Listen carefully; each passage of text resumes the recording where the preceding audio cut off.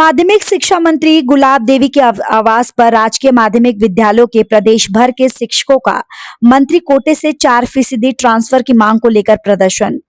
शिक्षकों की मंत्री कोटे से 4% ऑफलाइन ट्रांसफर की मांग। शिक्षकों ने अपनी मांग के समर्थन में माता पिता की गंभीर बीमारी और पति पत्नी की अलग अलग जनपदों में तैनाती का हवाला दिया। माध्यमिक शिक्षा मंत्री गुलाब देवी की गैर मौजूदगी में शिक्षकों ने शिक्षा मंत्री के प्रतिनिधि को ज्ञापन सौंपा। चौंदौसी स्थित शिक्षा मंत्री गुलाब देवी के आवास का मामला। मेरा नाम नीतू कुमार। मेरे मंत्री आवास पर आए हैं, क्या समस्या है?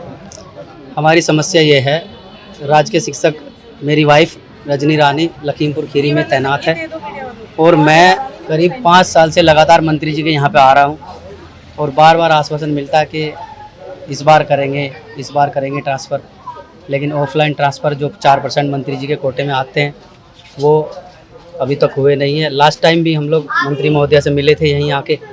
लास्ट टाइम मैडम ने बोला था कि हम आपका ट्रांसफ़र इस बार तो नहीं पॉसिबल हो पाएगा, लेकिन बेटे अगली बार आप जून में आना 2026 में 100% आपका ट्रांसफ़र हम करेंगे।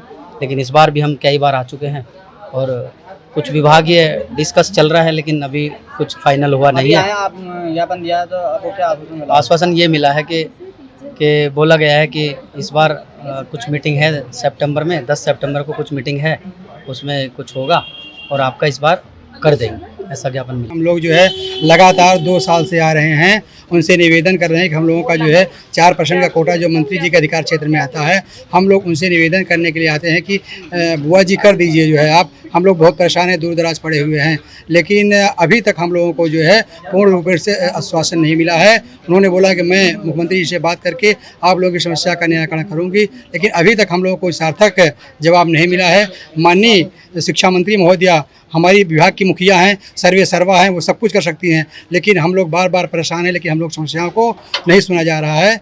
इसलिए हम उनके पास बार बार निवेदन करने के लिए आ रहे हैं कि हमारी समस्या को सुने, उससे अवगत हों और हमारी समस्या का निराकरण करें। क्या नाम है आपका? दिनेश। एक ही निवेदन के साथ आए हैं।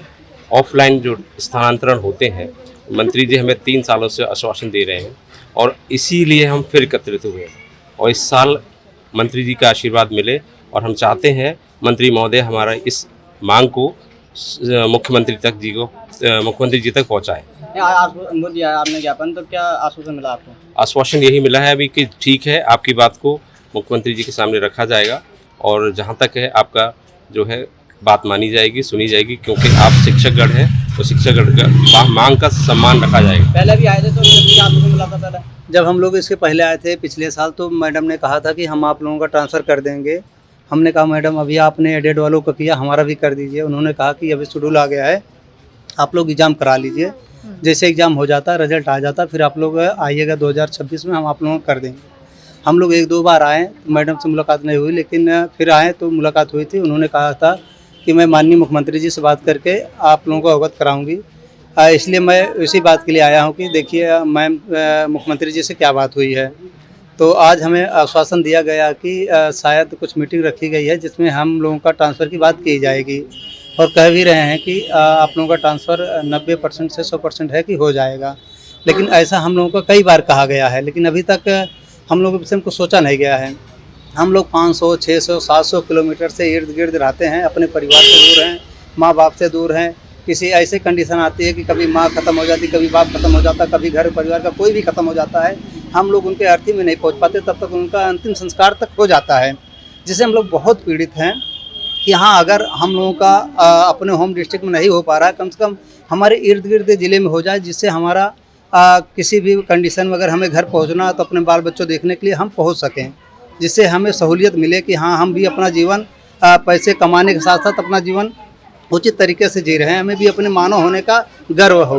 नहीं तो हम पैसे ही कमा के अपने परिवार से दूर रह जाएंगे तो हमें क्या इससे क्या अर्थ होगा, कि क्योंकि हमारा जीवन भी इतना छोटा है कि हम अपने भविष्य में ना तो नात रिश्तेदार बना पाएंगे, ना घर परिवार बना पाएंगे, तो हमें जॉब करने से क्या मतलब है।